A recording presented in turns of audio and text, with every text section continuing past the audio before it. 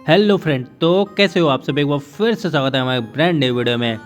अगर आपका Oppo A58 4G गिर गया है और डिस्प्ले टूट गया है, सर्विस सेंटर वाले 2000 से 3000 या फिर 3500 भी मांग रहे हैं, लेकिन आज मैं आपको A58 4G का folder display change full process दिखाने वाला हूँ, step by step. Video last तक देखना, एक भी स्टेप मिस किया तो फ़ोन डेड हो सकता है। ये video specially mobile repairing beginners के लिए है।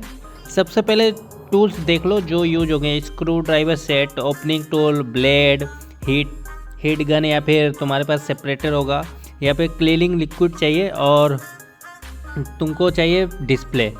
अगर आप मोबाइल रिपेयरिंग सीखना चाहते हो तो चैनल को सब्सक्राइब कर लो। सबसे पहले फ़ोन स्विच ऑफ करो और सिम ट्रे निकाल लो। अगर फ़ोन स्विच ऑफ नहीं हो रहा है तो कोई दिक्कत नहीं है, सिम ट्रे ज़रूर निकालो। अब बैक पैनल को हीट कर देंगे 1 से 2 मिनट, और हीट देने के बाद ग्लू सॉफ्ट हो जाता है और ओपनिंग टूल से स्लोली बैक ओपन करेंगे। और जल्दी मत करो क्योंकि फिंगरप्रिंट फ्लेक्स टूट सकता है।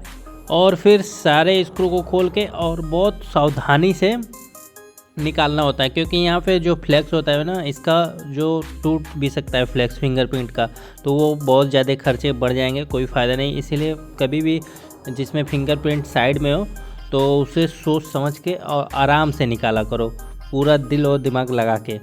सबसे पहले हम सारे स्क्रू को ओपन कर लेंगे, और जैसे ही सारे स्क्रू ओपन हो जाते हैं तो मैं जैसे सावधानी से निकाल रहा हूँ फ्लेक्स, उसी तरह तुम भी निकालना। और जैसे मैंने पहले ही बता रखा, अगर सावधानी से नहीं निकाले तो भाई खर्चा बढ़ेगा और कस्टमर कहेगा भाई मैंने तो सही दिया था, तो आप ही से गड़बड़ हुआ है। तो इसीलिए फ्लैक्स निकालते समय और जैसे ही तुम सारे चीज़ निकाल देते हो तो तुम बैटरी डिस्कनेक्ट करके बैटरी को निकाल देना। अब जल्दी से हम लोग सारे फ्लैक्स को निकाल लेते हैं, और फ्लैक्स को निकाल के थोड़ा हीट करेंगे, क्योंकि डिस्प्ले चिपका होता है फोल्डर जो भी फोल्डर जिसे कहते हैं, डिस्प्ले को फोल्डर चिपका होता है, तो इसको हीट करेंगे सेपरेटर पे रख के। अगर तुम्हारे पास सेपरेटर मशीन नहीं है तो ब्लोअर मशीन होगी, तो उससे 100 डिग्री सेल्सियस पे तुमको हीट करना पड़ेगा साइड।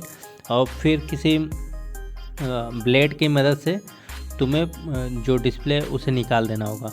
निकालने के बाद हम लोग फ्रेम को क्लीन करेंगे, और मेरा तो क्लीन था, अगर तुम्हारे में क्लीन नहीं है तो पहले क्लीन कर लेना, और फिर उसके बाद डिस्प्ले लगा के चेक करना पड़ता है, क्योंकि कभी अगर फोल्डर है कभी गड़बड़ भी निकल जाता है, तो इसीलिए हम लोग चेक करते हैं।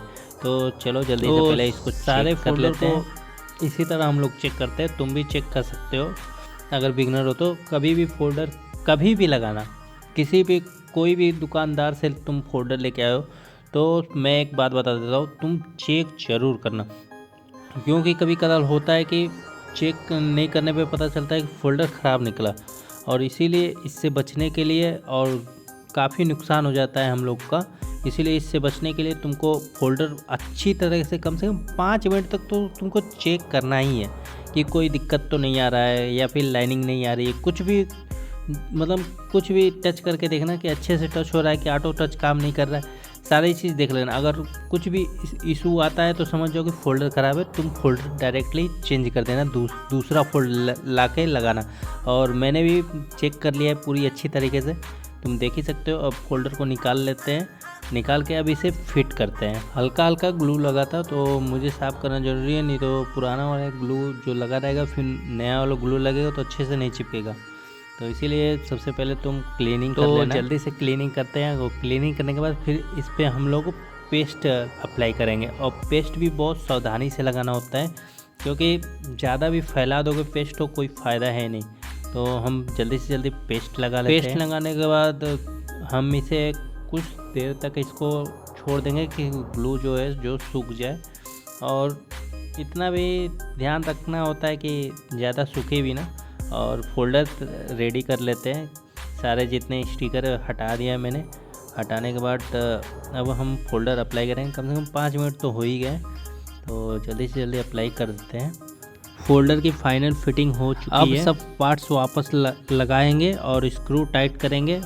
और एक बात, फ्रेम लगाते समय याद रखना कि तुम्हें फिंगरप्रिंट का फ्लैक्स भी जोड़ना है। कभी कदार दिमाग से उतर जाता है तो पता चलता है कि फिंगर काम नहीं कर रहा है। अब बस आपको बैक पैनल लगाना है। बैक पैनल पेस्ट लगा के बैक पैनल चिपका दो। अब चिपकाने के बाद रबर बैंड से रबर लगा दो। रबर लगाने के बाद आपका फ़ोन रेडी है।